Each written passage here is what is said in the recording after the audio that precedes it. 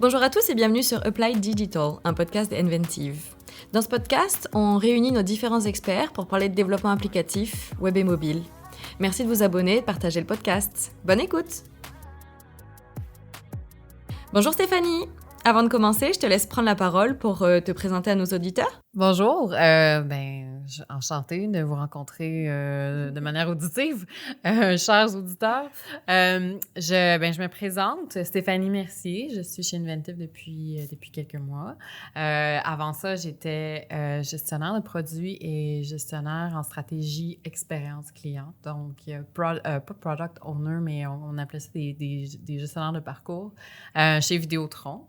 Donc, c'est ça, c'est mon expertise en expérience client vient beaucoup de là. On avait quand même pas mal de projets qui étaient intéressants, des défis intéressants. Puis avant ça, j'avais une vie en création de contenu, donc dans le numérique et surtout en télévision. Donc, j'ai fait de la scénarisation. Très intéressant.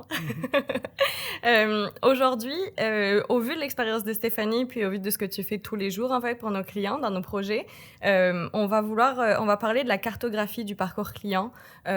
Pourquoi on l'a fait pour, je pense, de très nombreux projets. Je sais pas en termes de ratio, mais en tout cas, on le fait quand même très très souvent. C'est toi qui anime très souvent cet atelier avec nos clients.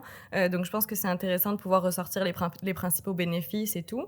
Ma première question pour toi, plus au niveau professionnel, mais personnellement, qu'est-ce qui fait que tu aimes faire cette activité? Est-ce que tu arrives à établir des liens avec ta personnalité, puis ce que tu aimes dans la vie par rapport à la cartographie du parcours client? Oui, j'ai une affection, je sais pas si c'est sain ou malsain, mais j'ai vraiment comme une passion pour la cartographie de parcours.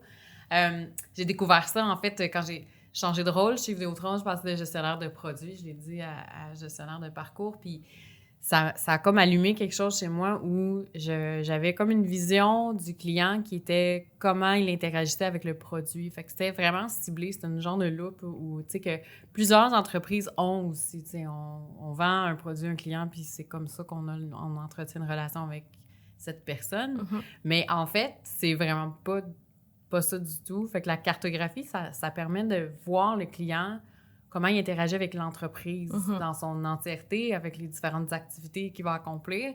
Puis le produit, c'est une chose dans le contexte des interactions. Ouais. Fait que ça permet de voir le client comme une entité beaucoup plus globale. Puis quand on y pense, c'est niaiseux, on est des clients dans la vie, puis on interagit avec des entreprises. Fait que de le percevoir comme ça nous permet de voir le contexte global, puis de voir aussi, c'est quoi les points où on oublie le client, on ne traite pas comme on devrait le traiter. Ouais. Fait que ça nous permet d'avoir une stratégie beaucoup plus globale envers le client, puis d'avoir moins des blind spots, dans le fond, des endroits où on percevrait mal, dans le fond, où on oublierait le client. Ouais. Puis j'ai eu l'occasion de faire ce travail-là avec toi à quelques reprises récemment. Puis je trouve que ce qui est vraiment intéressant aussi dans ce travail-là, c'est d'arrêter de penser nécessairement en termes de besoins d'entreprise, mais plus de se mettre dans à la place du client pour se dire « Ah, OK, lui, c'est vraiment ça, cette perception. » Tandis que, tu sais, généralement, on a tendance à penser à nos objectifs, à qu'est-ce qu'on va faire, etc. en tant qu'entreprise. Et donc, on oublie un peu l'expérience du client. Donc, je pense que c'est vraiment ça l'importance en fait de le cartographier ce parcours.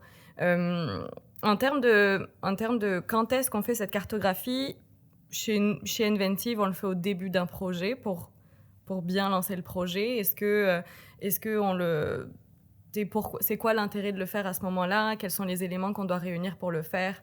Les personnes? Est-ce que tu peux nous en dire un peu plus sur la méthodologie? En fait, comme j'ai mentionné tantôt, il y a des trucs qu'on aurait pu avoir loupés, tu sais, par exemple, dans l'expérience, comme un point de contact qu'on n'accompagne pas bien le client, par exemple, tout ça. Fait que de faire ça en mi-projet, ça nous oblige à revisiter un peu le cadre du projet, le scope, puis de dire, monsieur le client, on n'a pas pensé qu'il il aurait fallu qu'on intègre ça dans le projet pour pour fournir une meilleure expérience, tout ça. Fait que c'est vraiment au début. Fait qu'on cartographie la situation actuelle dans un premier temps, toujours. Puis toujours dans un cadre un peu limité. T'sais, on ne peut pas définir toutes les interactions que tous les clients vont avoir avec l'entreprise à chaque moment de son cycle de vie. Fait qu'on veut vraiment cadrer l'expérience, donner un but, puis vraiment regarder dans les détails qu'est-ce que le client va faire de son point de vue. Fait que comme ça, on n'oublie rien, puis on rentre les éléments importants dans le projet. OK. Puis ça, on fait intervenir quel type d'informations? Est-ce que, je suppose qu'il y a de la data qui est importante là-dedans? Est-ce qu'on essaye de réunir directement les clients, les utilisateurs? Ou est-ce qu'on passe par les personnes dans l'entreprise? Ce serait qui les informations et les personnes à réunir idéalement? Ce serait qui? Bien, les informations, c'est sûr que on veut cartographier quelque chose qui est réel. Donc, on peut avoir certaines hypothèses, mais idéalement, on part vraiment avec des données réelles qu'on a sur nos clients. Fait qu'on va bâtir un client type. Basé sur, idéalement, ça va être un client, mais il va représenter une grande proportion de nos clients. Je veux pas mon client, N égale 1, là, qui va être tout seul, je veux qu'il soit représentatif d'une grande partie de ma clientèle. Puis il va être basé sur des données. Puis c'est ça, comme on disait, on va essayer de cibler une expérience, par exemple, aller manger au restaurant, une action. Puis après ça, on va découper ça en étapes. Fait que si on fait un petit breakdown de c'est quoi une cartographie, ça peut avoir différents niveaux de détails. Ça peut être un storytelling, genre 1, 2, 3, 4, 5. Je pense, j'ai une occasion spéciale, je vais faire une réservation, je vais aller manger au restaurant. C'est les grandes étapes.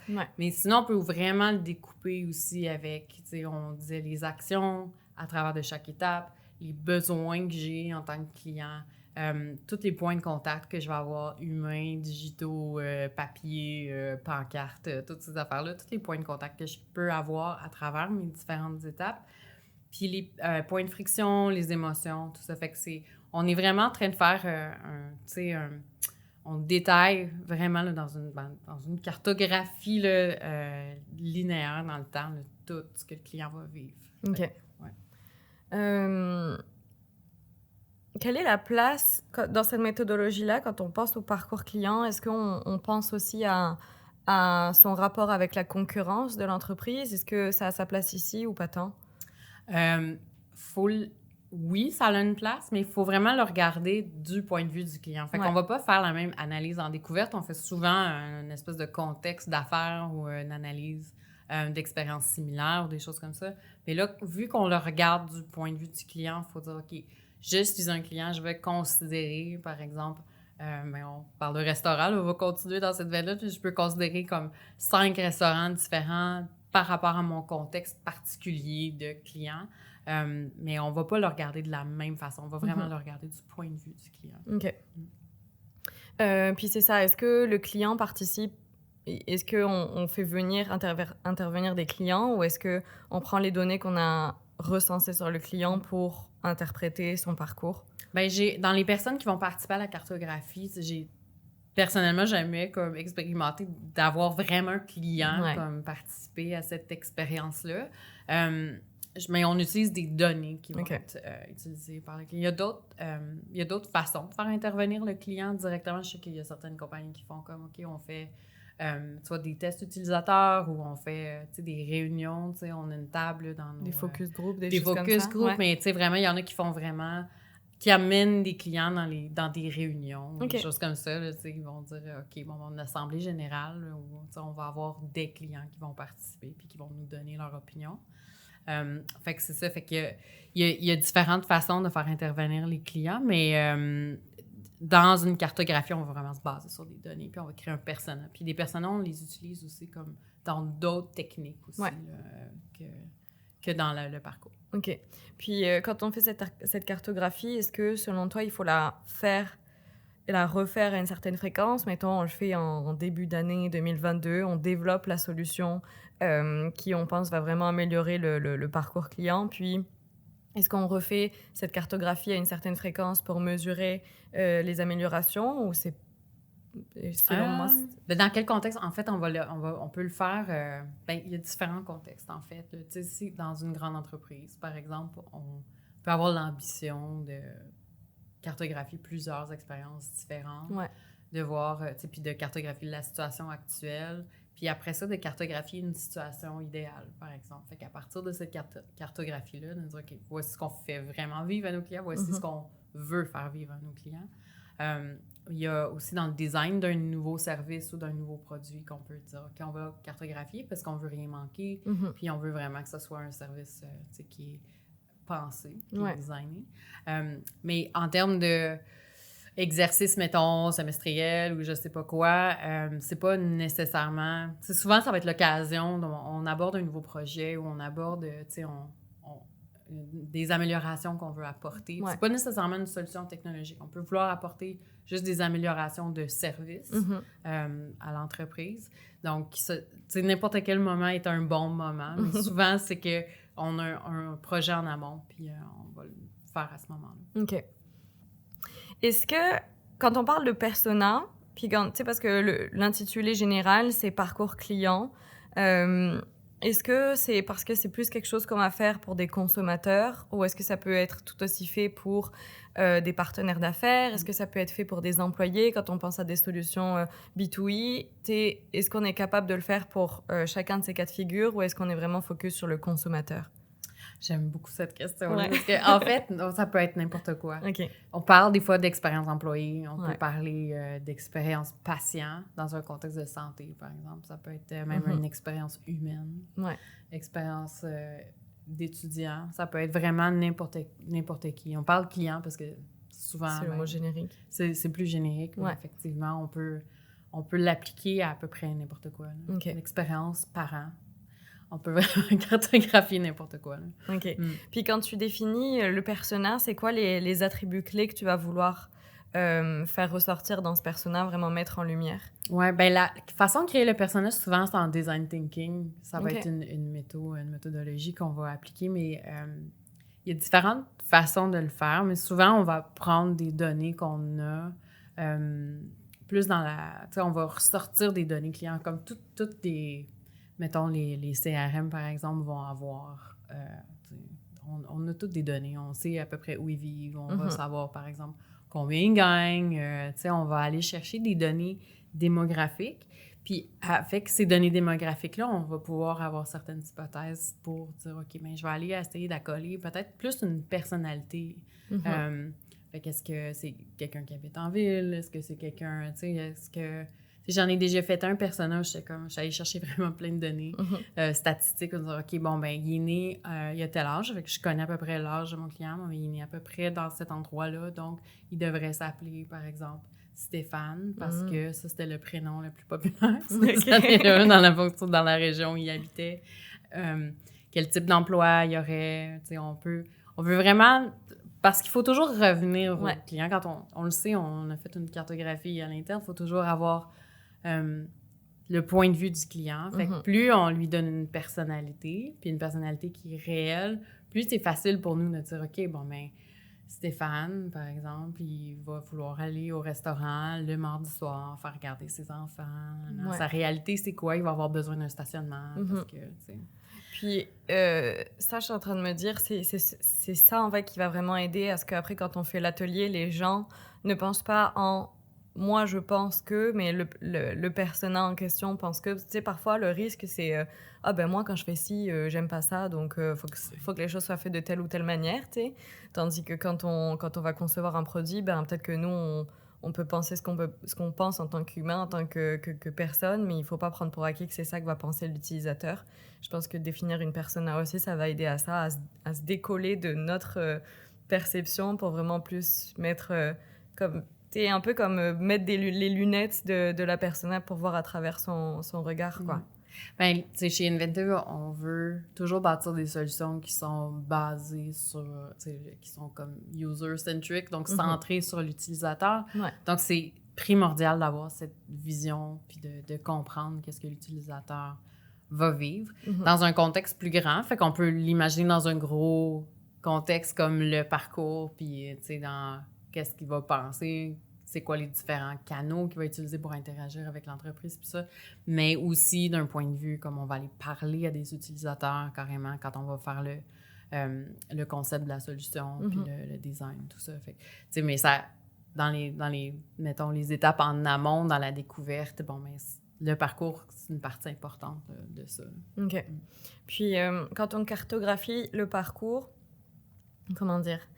Tu sais, il y a des gens, je pense, des personnalités qui se concentrent beaucoup sur le positif du parcours, d'autres qui se concentrent vraiment sur le négatif en essayant de repérer toutes les choses à améliorer. Est-ce qu'il faut avoir un équilibre 50-50 ou est-ce qu'il faut plus regarder ce qui se passe mal pour l'améliorer? Tu sais, c'est quoi ton avis par rapport à ça? C'est dur à dire parce que c'est impossible à savoir que... Tu sais, puis idéalement, on a des gens qui ont différents points de vue. Fait que ça, c'est super important d'avoir, par exemple, mais quelqu'un qui va provenir des opérations, quelqu'un qui est marketing, quelqu'un qui est dans différents secteurs d'affaires. Idéalement, tu as même quelqu'un qui fait du service à la clientèle, qui a des interactions.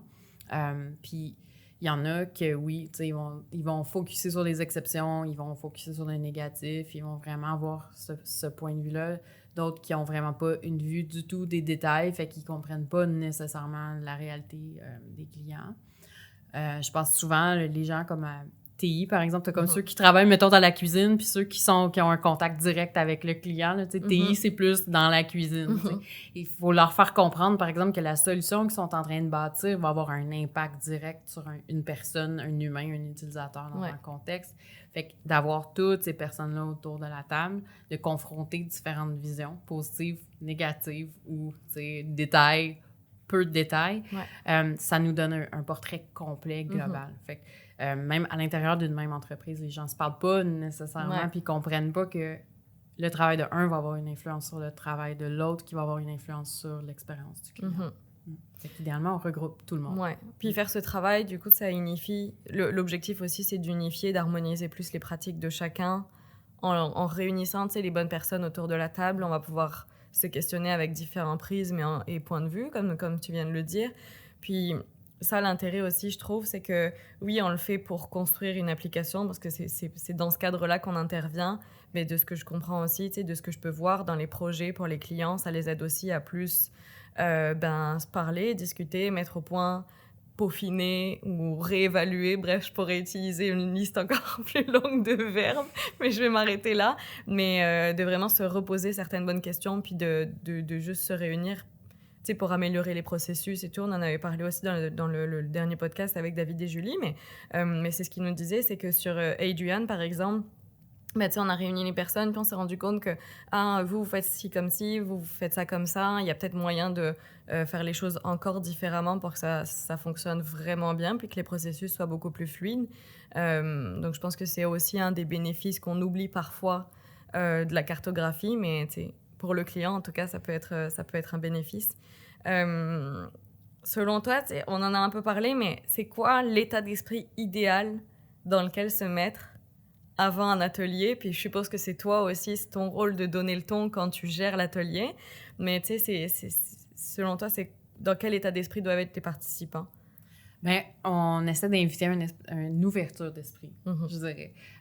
Puis de dire, OK, là, on prend, puis tout le monde est occupé, tout le monde a d'autres choses à faire, mais de dire, OK, là, on prend le temps de faire ça, puis vous comprendrez peut-être pas à quoi ça va servir au début. Vous allez trouver ça peut-être long par moment, puis tout ça. Mais en bout de ligne, c'est qu'on arrive avec un objectif qui est de confronter les visions de tout le monde, puis l'expérience client, de la documenter sur une ligne du temps, puis une ligne d'action, puis d'avoir un portrait global de ce qu'on fait vivre ou de ce que le client vit quand il interagit avec l'entreprise. Donc, je pense que des fois, c'est un peu ardu, des fois, c'est un peu compliqué, des fois, c'est un peu long, mais on arrive en bout de ligne avec quelque chose de concret qui est actionnable en plus, qui nous permet vraiment de dire qu'on améliore 5 à 10 choses où on bâtit une nouvelle solution en réglant 25 problèmes ou 5 problèmes. C'est ça. OK. Bon, parce que c'est ça, on commence à parler de qu'est-ce qu'on fait de tout ça. Dans le cadre on développe, chez Inventive, on développe vraiment, on fait vraiment du développement applicatif. Donc, ce qu'on crée comme outil numérique, c'est ça la notion, c'est que c'est un outil, ça remplit des fonctionnalités qui vont aider les utilisateurs. Comment on extrait tout ce qu'on a trouvé en faisant ce travail de cartographie, comment on l'importe, entre guillemets, dans la solution. Est-ce que tu peux nous expliquer, tu sais, cette transition, comment elle se fait? Ben c'est, comme on dit, les processus d'affaires sont pas tout le temps bien définis. Le gros contexte global aussi dans lequel la solution va intervenir, ben là, ça va nous permettre d'avoir un portrait vraiment global. Fait que, tu sais, comme de la même façon que je disais au début qu'on n'a pas... On est mieux d'avoir une vision du client qui interagit avec l'entreprise, puis la solution numérique fait partie de ça, et pas uniquement du client qui interagit avec la solution numérique. Bien, le parcours nous permet d'avoir ça et de comprendre le contexte global dans lequel le client interagit, puis aussi de dire, bon, ben OK, ben on a des trous de service ici que l'application peut nous permettre de remplir, ou il y a des nouvelles opportunités qu'on peut aller chercher avec cette application-là. Par exemple, les questions de libre-service, c'est souvent... en faisant la cartographie globale, qu'on fait comme « Ah, ben ça, ben il y a un humain qui le fait, mais c'est pas nécessaire. Ouais. Ça serait mieux fait par une machine, par exemple, ou une solution, une application numérique. OK. Est-ce que, selon toi, on est capable et est-ce qu'on doit répondre à tous les points de friction que rencontre l'utilisateur à un certain point? Ben il y a des points de friction qui sont inévitables. Il y a personne qui est content payer sa facture. C'est jamais comme ça. C'est ça, il faut les pondérer aussi parce qu'il y a des choses qui sont inévitables. Il y en a qui sont inévitables, fait qu'on va essayer de les minimiser, trouver des solutions qui vont nous permettre de le faire, puis d'avoir cette compréhension-là, de dire, bon, ben, tu sais, qu'est-ce qui arrive avant, qu'est-ce qui arrive après, ou avant, je peux faire ceci pour minimiser la frustration inévitable qui existe. Fait qu'on peut pas éliminer tous les points de friction, sinon, je veux dire, on vivrait dans un monde de licorne, mais on peut en accompagner certaines, mieux les accompagner, puis d'autres qu'on peut évidemment éliminer. Puis je suppose aussi qu'on peut prioriser certaines. Tu sais, se dire, OK, ça, il faut vraiment que ça soit répondu pour une MVP. MVP, c'est la première version du produit qu'on va pouvoir livrer, puis ensuite se dire, tous les autres points de friction, en tout cas, certains, on va pouvoir les traiter, mais en phase 2, en phase 3 de l'évolution du projet. Oui, exactement. Puis il y a d'autres études qui peuvent être faites aussi en recherche utilisateur qui peuvent nous aider vraiment à comptabiliser l'impact de ces points de friction-là. Certaines recherches qui peuvent être faites, là, genre, vraiment poussées là, pour regarder, bon, ben OK, les pupilles se dilatent ici quand le client passe à la caisse, par exemple, quand il fait son épicerie en ligne. Mais on peut mesurer vraiment l'impact de certains. Nous, on ne fait pas nécessairement ça sans être accompagné. Mais c'est ça, fait que oui, on peut mesurer les impacts puis attaquer les plus importants au moins en premier avec la solution numérique, idéalement. Parfait. Je m'excuse, je suis partie dans une affaire de mesurer là, les pupilles. Mais... mais oui, c'est ça. Ils sont assez évidents quand on les met sur papier aussi, dans la cartographie. OK. Parfait. Je pense qu'avec tous ces éléments, on a fait déjà un peu le tour de tout le processus de cartographie du parcours client.